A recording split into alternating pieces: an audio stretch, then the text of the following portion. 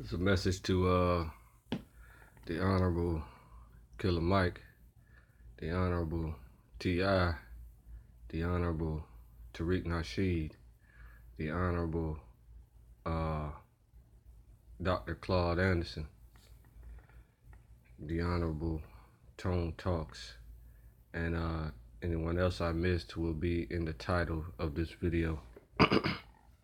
So I want to thank all of you for keeping the conversation of reparations alive in the minds of the black community. So albeit just a talking point in politics, with no intent to create a meaningful repair, you people understand the necessity of repair, and you talk about it, and you have brought your star powers to it. So I would have to place Dr. Claude Anderson as the head of the comprehension of reparations. So this is a very old argument that began in 1867. Okay, so in 1865, the Emancipation Proclamation was enacted, wherein slavery was conquered from private slavers to public slavery. And so you're gonna have to excuse the length of this video, because there's a bit of information that I need to share with the Honorable T.I. and the rest of you that must be shared. Okay, so now starting with T.I., you had a sentiment that reparations will never be issued to a people without a nationality. So the importance of me singling you out in this exposition is that that is a legitimate concern that should not be echoed on your level of heaven. You understand? So you're in heaven already, and poor people are in hell, earthly hell and earthly heaven. I do believe that heaven is an actual location outside of this earth, and hell is an actual location underneath this earth.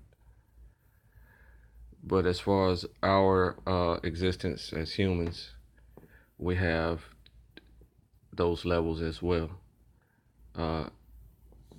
Wealth is heaven on earth, and poverty is hell on earth. So now your concern about nationality is a very legit one. Now, I want to expose the mental destruction that our people have been through. So you already know this, and I don't have to go into detail about it. So the mental destruction includes our loss of lineage, nationality. We didn't know where we came from. So it's slowly being exposed today, wherein many people realize that the transatlantic slave trade was a conquering of the sub-Saharan slave trade, and that those people were kidnapped from the African continent and uh, the European continent and the American continents, and displaced and moved around, bounced around to the varying continents. Okay, so uh, they shuffled us up, and so we had lost the information about our nationality. Okay, now the United Nations. The reason this topic is so uh, hot now is because of the United Nations putting pressure on solely the United States. All right, because they got a problem with the United States. Okay, the United Nations declared African Americans, not African Americans, it declared the descendants of slavery.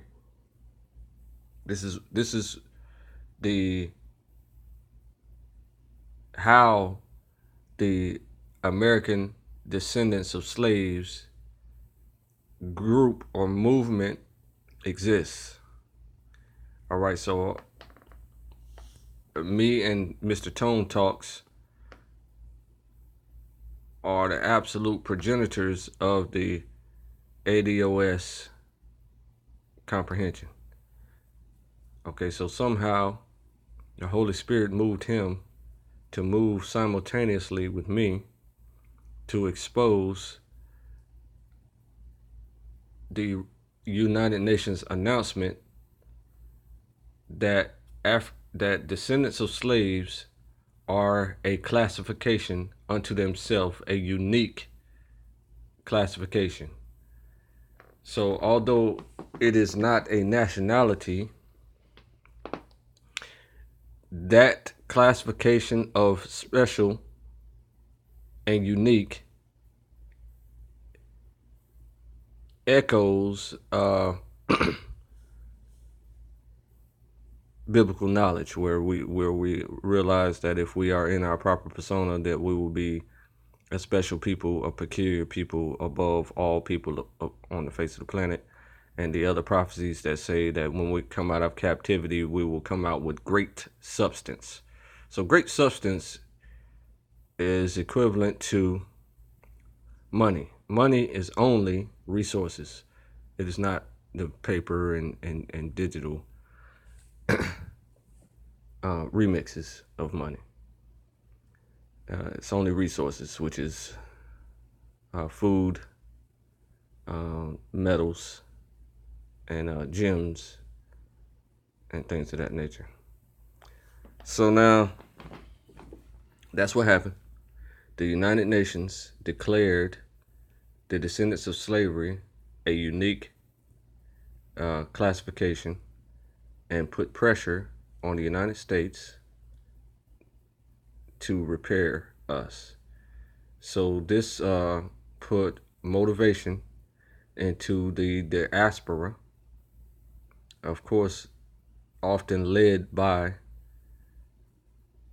the United States. This is why the black people in the United States lead in all things. Okay, so I just found out that a grandmother invented the GPS system. We know that a black man in Nigeria invented the internet. We understand that a black man invented the cell phone. So we understand that a black man invented OnStar. You understand? So we realize that this unique class of people have a direct special relationship with higher understanding. So the I'm trying not to get too preachy because it's important to understand that these things are true. And if I were to inject a lot of Bible references into this exposure, it would turn off a lot of ears. And I'm specifically really speaking to Killer Mike and the Honorable Killer Mike and the Honorable T.I. So I just wanted to make that very clear. I'm not showing everything that I'm saying, but I can. And so therefore, if you would like to have a conversation about these things in depth, I'm prepared to expose everything that I'm saying. So that is the first order of business that I wanted to discuss with you, Mr. T.I. Your voice is loud, okay? You are an international superstar. And so whenever you say we must have a nationality before reparations is extended to what the slavers owe already, know that that is part of our mental issues that we're having today, that we do not know our nationality. So that should not, and with our efforts will not defeat the cause of reparations. I know, or deep down, that you did not mean to cause that type of doubt in the reparations movement. I know that because you're extremely intelligent and you understand the importance of nationality. What you are unaware of, Mr. Honorable T.I., is that what I just explained, we don't, as a whole, we don't know our nationality. So reparations still needs to move forward into our pockets. You understand? So now that is only the first step in reclaiming our nationality heritage. So for this purpose, for lack of a unified, agreed upon nationality in the diaspora of descendants of slaves, which is in every country on the earth, then you must continue to move forward to get the reparations done. Okay, so absent of our unified understanding of our nationality, this must happen. Okay, now the next step after the reparations is those in the know, like myself, understand our nationality already. So there was a few conferences, United Nations conferences. They are the ones who invigorated and motivated the descendants of slave diaspora to promote their call for reparations around the world. And this is why there are many countries having this discussion all over the world. This is why Australia did a public apology. This is why Britain returned 0.0000001% of what it stole from Africa back to Africa. So the pressure is beginning. All right. So now the next step after reparations is sealed and done is to promote and explain what our nationality is, and then recoup the stolen inheritance of that nationality. So this is what you got to understand what a nationality is. A nationality is not a locational preference. That is the satanic version of nationality. The proper understanding of a nationality is a family with a patriarch. Okay, let me say that again. There is a difference between a bordered nation and a parented nation. A bordered nation is a location with imaginary borders written on a map. A parented nation has patriarchs and matriarchs that begin as a tiny family, and then each sibling begins a tribe. This is where the concept of tribes come from. Comes from numerous descendants of a sibling of a patriarch. So you have siblings. In this case, the case that I'm speaking about, there were 12 brothers and one sister, Dinah. The patriarch is Jacob.